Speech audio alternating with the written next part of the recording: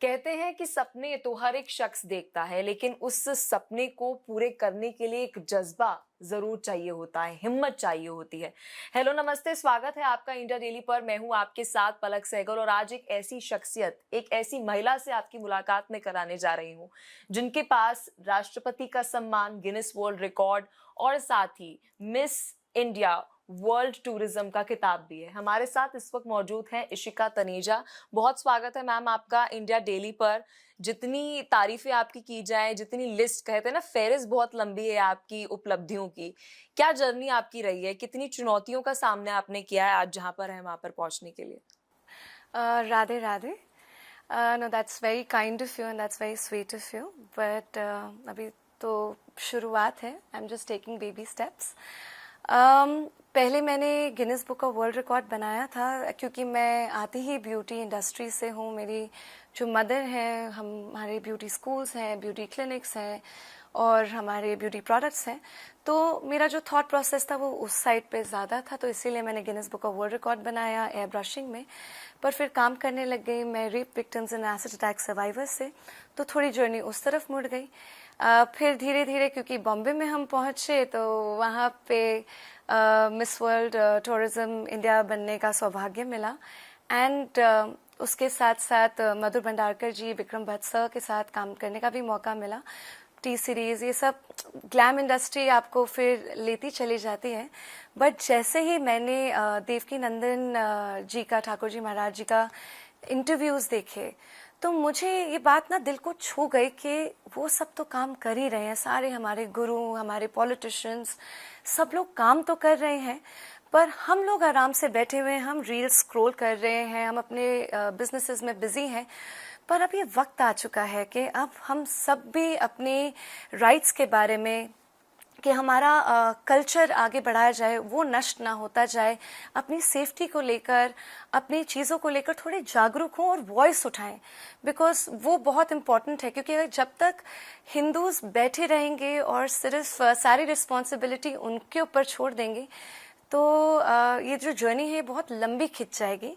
तो बहुत इम्पॉर्टेंट है, इस समय ऐसा आ चुका है कि हम, क्योंकि वो तो एक दिशा दिखा रहे हैं और वो दिशा भी बिल्कुल सही है, हम भी उनके साथ जुड़े और अपना कंट्रीब्यूशन रखें।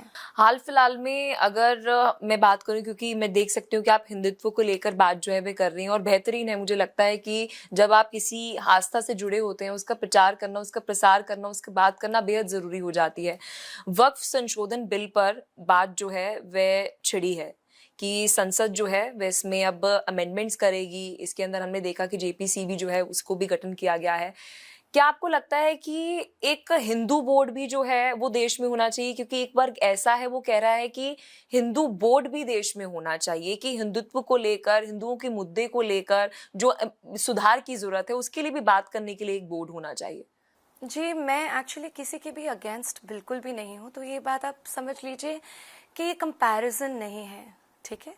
अगर हम, इंडिया एक सेक्युलर कंट्री है, तो हमारे पास ये बहुत आश्चर्य की बात है कि ऐसा कभी बोर्ड का निर्माण ही नहीं हुआ। बिकॉज, और ये हुआ भी थोड़ी देर के बाद, so I would not comment on that. Because मुझे लगता है कि बहुत ही समझदार लोग हैं, अथॉरिटीज़ हैं जो इस चीज़ को देख रही हैं, and I would not be the right person to comment on it.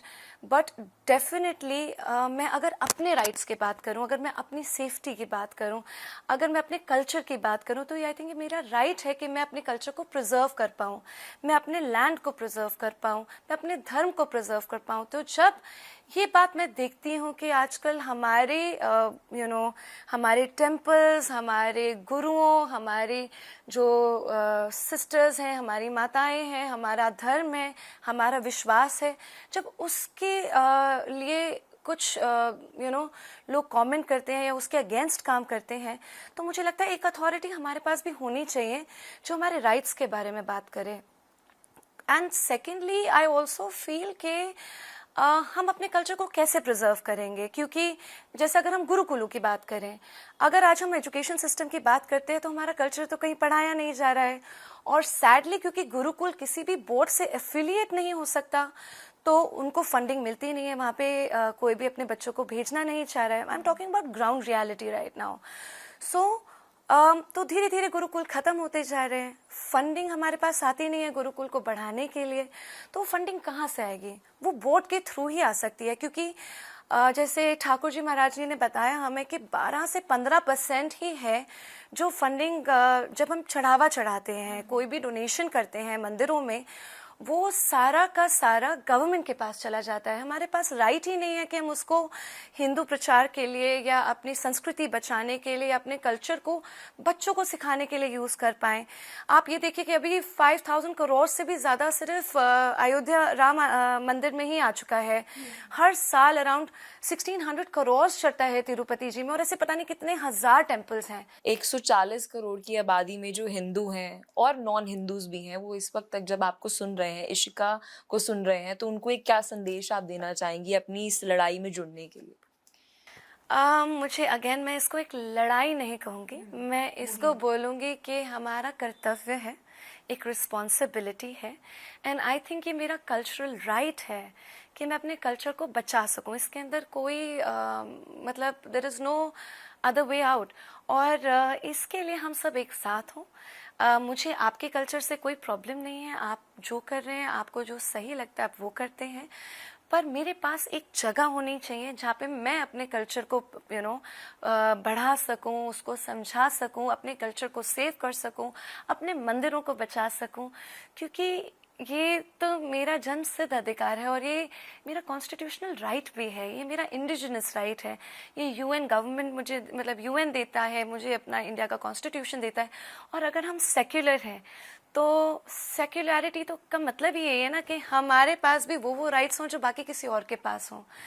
तो आई थिंक मैं इसमें कुछ गलत नहीं कह रही हूँ, और हम सबको इनफैक्ट 140 करोड़ की जनता को साथ में इस बात पे अग्री करना चाहिए कि हमारे पास भी एक जगह हो जहाँ पे हम अपनी फंडिंग्स को अपने गुरुकुल और अपनी चीज़ों के लिए अपनी गौशालाएं खोल पाए।